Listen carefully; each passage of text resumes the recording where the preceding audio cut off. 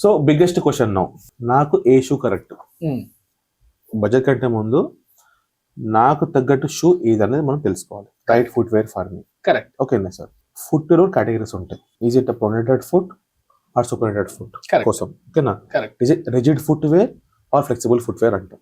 ఒక normal footwear, ఒక healthy functional footwear ఎలా ఉండాలంటే ముందు భాగం కొద్దిగా పైకి లేసి ఉండాలి కొద్దిగా. And if you want good support, heel దగ్గర సపోర్ట్ ఉండాలి. When you press the heel, ఇది బెండ్ అవ్వకూడదు. ఈ రెండు చాలా ఇంపార్టెంట్. ఇది బేసిక్ అన్నమాట. ఓకేనా? This is normal footwear. If you are a flat foot అంటే ప్రొనెషన్ అయిపోయింది, కొలాప్స్ అయిపోతుంది అంటే కాలి కింద ఉన్న ఆర్చ్ పడిపోతుంది, అది పడిపోతూ ఉంటే వాళ్ళకి రిజిడ్ ఫుట్ వేర్ కావాలి. అంటే go to any shop, shoe footwear తీసుకొని ఫస్ట్ రూల్స్ ఏంటిది? 1/3 or 1/4 ఎలివేటెడ్ ఉండాలి. ఇంకా డీప్ గా 20 degrees పైన ఉండాలి. రైట్. ఓకేనా? సెకండ్ది మన హీల్ కప్ అంటారు కదా, ఇలా వచ్చినప్పుడు కొలాప్స్ అవ్వకూడదు, సపోర్టింగ్ ఉండాలి, గట్టిగా ఉండాలి. ఇది for every one. Right. This is the minimum for every one అన్నమాట, పర్ఫెక్ట్ షూ కోసం. రైట్. ఓకేనా? లేస్ ఆర్ నాన్ లేస్ అనేది యువర్ చాయిస్. రైట్. ఫర్ ఇప్పుడు ఆర్చ్ ఉందంటే ఇది ఆర్చ్ కొలాప్స్ అయిపోతుంది అనుకుందాం. ఆర్చ్ కొలాప్స్ ఏంటిదంటే సపోర్ట్ కావాలి మనకు ఎక్స్ట్రా. దానికి we have go for the rigid footwear, rigid shoe or rigid sandal. ఎలా ఉండాలంటే ఇలా చివర్లో పట్టుకొని మనము ఇలా బెండ్ చేస్తున్నప్పుడు ఈ ముందు వంతడు అన్నది should not go more than 45 degrees. కష్టంగా రెండు వైపుల నుంచి మనం ప్రెస్ చేయాలి, ఇలా చేయాలి. ఈ ముందు వంతడు అన్నది should not go more than 45 degrees. ఓకేనా? అంతే. Right. That is first category. సెకండ్ది ఇలా ట్విస్ట్ చేయాలి. ట్విస్ట్ చేస్తున్నప్పుడు కూడా బెండ్ అవ్వద్దు ఇది. ఓకేనా? కొన్ని వెళ్ళిపోతాయి ఇలా. ఓకేనా? That is no for the flat footers. ఇలా తిప్పినప్పుడు కూడా బెండ్ అవ్వకూడదు, హార్డ్ గా ఫోర్స్ చేయాలి. ఓకేనా? That is second. థర్డ్ది they need a good arch support. షూలో పెట్టే ఆర్చ్ ఉంటుంది కదా, they need a good arch support అన్నమాట. ఓకేనా? దీని వల్ల ఏమవుతుందంటే లోపలగా ఆ కొలాప్స్ అవుతున్న ఆర్చ్ ఇది కాపాడుకుంటుంది. నడిచినప్పుడు అబ్నార్మల్ ఫోర్సెస్ పడకుండా షూ తీసుకుంటుంది.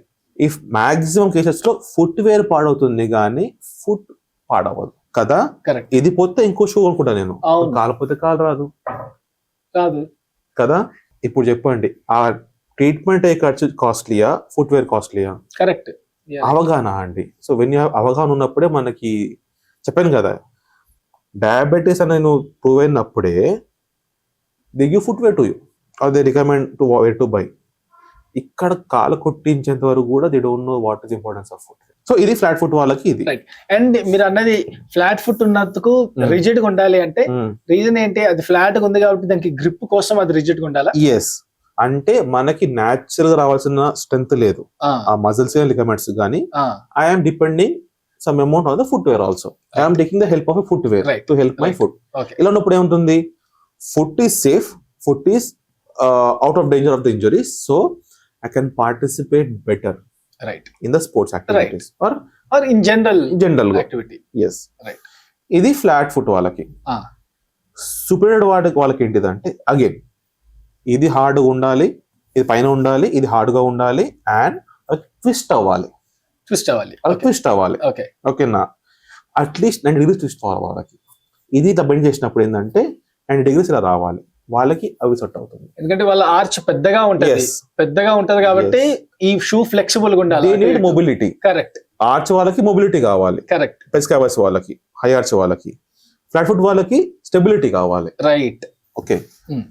ఒక foot surgeon or podiatric surgeon కష్టపడి వాళ్ళ అల్సర్ హీల్ చేసేస్తారు.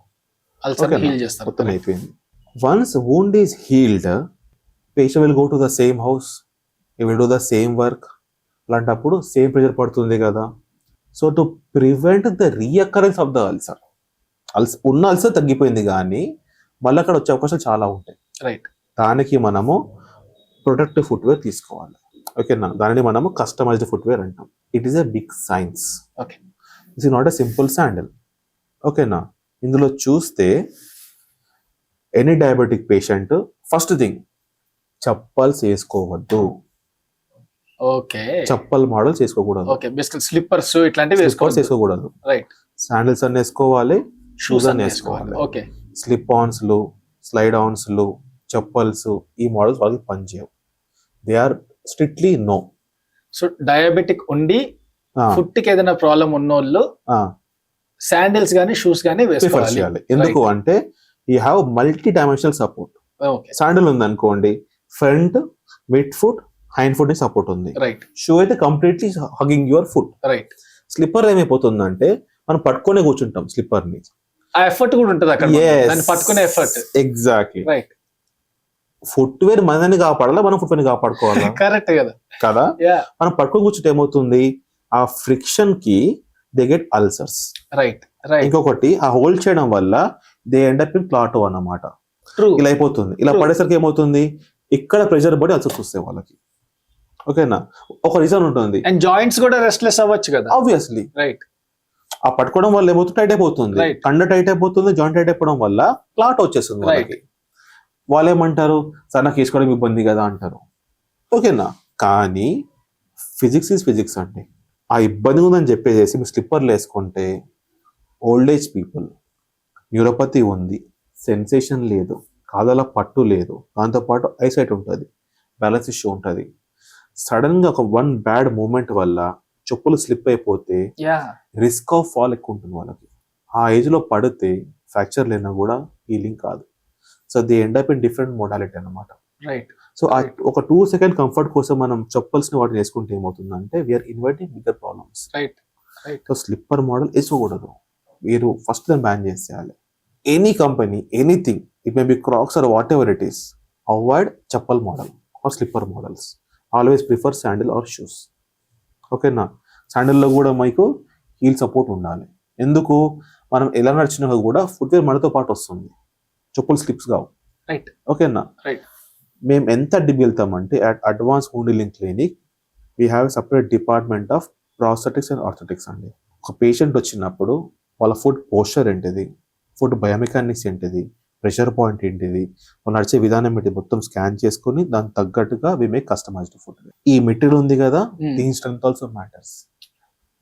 దిస్ అవుట్ ఆఫ్ కంటెక్స్ట్ చెప్తున్నా. దిస్ హ్యాస్ టు బి ఒక వాల్యూ ఉంటుంది అనమాట. హార్డ్నెస్ అనే వాల్యూ ఉంటుంది. డయాబెటిక్ పేషెంట్లకి మాత్రము ఏ షోర్ 30 టు ఏ షోర్ 50 అని ఒక రేంజ్ ఉంటుంది అన్నమాట. షోర్ అనే ఒక వాల్యూలో ఏ గ్రేడ్ లో 30 to 50 మధ్యలోనే ఉండాలి.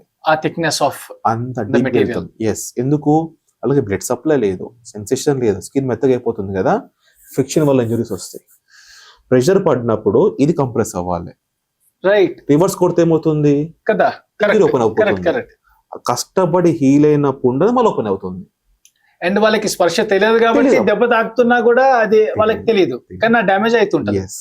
So as per international guidelines, we follow the guidelines here. We customized every footwear.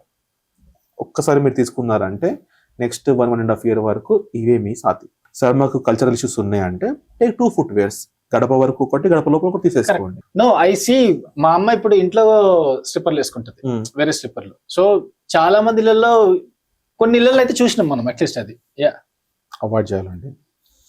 మీరు అడగచ్చు, సార్ ఇప్పుడు నేను still I'm going to the job, నాకు కొద్దిగా లుక్స్ మార్చాలంటే డెఫినెట్లీ. సారీ అది కాదు, ఇంటి లోపల చెప్పులు వేసుకుంటుంది మా అమ్మ అని, అది నేను చెప్తున్నా, అది చూస్తున్నా. So there is a footwear inside the home also. అది కనిపిస్తుంది మనకి అది.